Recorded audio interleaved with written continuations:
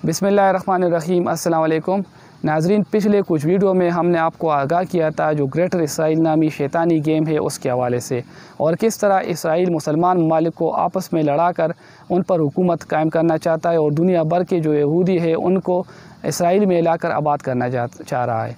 तो उसके लिए उनको ज़मीन की ज़रूरत है और वो ज़मीन वो मुसलमान ममालिक से अतिया रहा है, लेकिन बदकिस्मती से कुछ मुसलमान ममालिक भी उनका इस गेम में साथ दे रहे हैं। कल ही लबनान में एक बहुत बड़ा धमाका हुआ उनकी खिलाफा में, और ख़ास तौर पर वो धमाका जो था उसके बाद जो उनकी वज़ीर-ए-आज़म साहब थे उनका बयान आया। इब्तिदाई जो रिपोर्ट थी उसके मुताबिक 2700 टन अमोनियम नाइट्रेट जो पड़ा हुआ था वहाँ पर वो धमाके से उड़ गया। तो क्या वो जो मटेरियल है वो जब उसको धमाके से उड़ाना होता है तो उसके लिए बहुत ज़्यादा हीट की ज़रूरत होती है।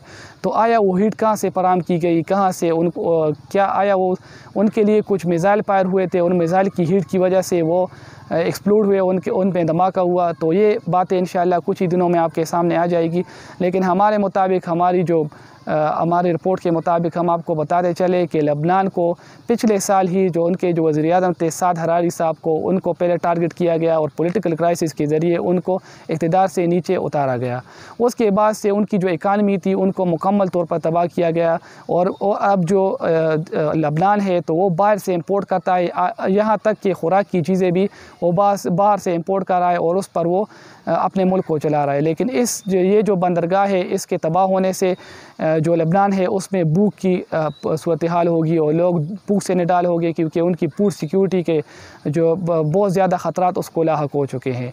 तो इस बिना पर लबनान को टारगेट किया गया, क्योंकि लबनान जो इसराइली एनेक्शन प्लान है गज़ा की पट्टी को जो कब्ज़ा करना चाह रहा है उसका मुखालिफ था, और उनमें उनका साथ नहीं दे रहा था सऊदी अरब और तुर्की के ख़िलाफ़।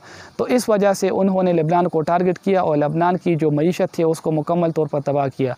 और अनकरीब उनकी जो लोग हैं जब उन पर बुरे हालात आएंगे तो वो इनको इस्तेमाल करेंगे और उन पर प्रेशर डालेंगे कि वो तुर्की और सऊदी अरब के ख़िलाफ़ उनका साथ दे ताकि वो उन लोगों की माशी तौर पर मदद कर सके।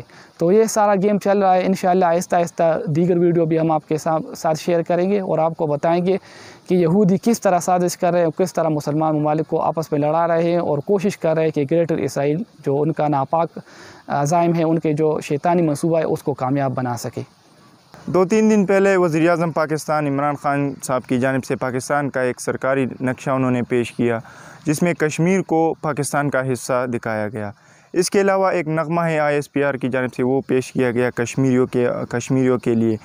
कुछ लोगों के ये एतराज़ात है कि इससे हम कश्मीर को हासिल नहीं कर सकते, कश्मीर की आज़ादी इससे मुमकिन नहीं है। तो उनसे अर्ज़ ये है कि आप थोड़ा तारीख़ में पीछे जाए, पाकिस्तान को ही देख ले कि पाकिस्तान किस तरह आज़ाद हुआ था। पाकिस्तान भी ज़ोरी बंदूक से नहीं आज़ाद हुआ था, पाकिस्तान भी एक नज़रिए के तहत आज़ाद हुआ था जो कि अल्लामा इकबाल ने उनको दिया था और कायद-ए-आज़म ने उस पर अमली काम किया था और हम जो है तो आज़ाद हुए थे।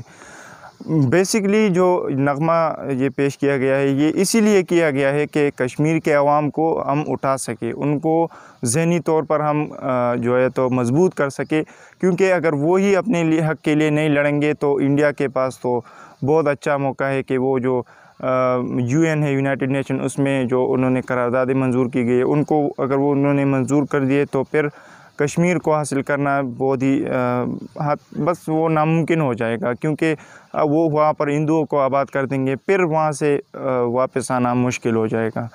तो आप क्या कहते हैं कि कुछ नहीं किया इस हुकूमत ने कश्मीर के लिए? इससे पहले क्या किया गया था? अगर देखा जाए तो इससे पहले पाकिस्तान के किसी भी सरबराह को बाहर इस बारे में बात करने नहीं दिया गया था। पता नहीं वो कर नहीं सकते थे या क्या वजह थी, लेकिन उनको तो बात करने ही नहीं दिया गया था। UN की अगर आप स्पीच देखें वज़ीर-ए-आज़म साहब की तो उसमें वो सारा जो है बेस्ड ही कश्मीर पर था, वो कश्मीर पर ही बात कर रहा था। माजी में जो भी मिस एडवेंचर होते थे उसका सारा मलबा पाकिस्तान पर डाला जाता था। क्यों? क्योंकि हम सफ़ारती महाज पर बहुत कमज़ोर थे, हम सफ़ारती महाज पर अपना दिफा ही नहीं कर सकते थे। अल्हम्दुलिल्लाह इस हुकूमत की जो सफ़ारती महाज है वो बहुत ही मज़बूत है, हम अपनी दिफा कर सकते हैं, और इंडिया को एक दहशतगर्द स्टेट करार देने में पाकिस्तान ने बहुत अहम किरदार अदा किया है। जो नक्शे की बात है, ये नक्शा जब पाकिस्तान लेकर जाएगा, यूनाइटेड नेशन मंजूर हो जाएगा तो फिर पूरी दुनिया इंशाअल्लाह कश्मीर को पाकिस्तान का हिस्सा तस्लीम करेगी।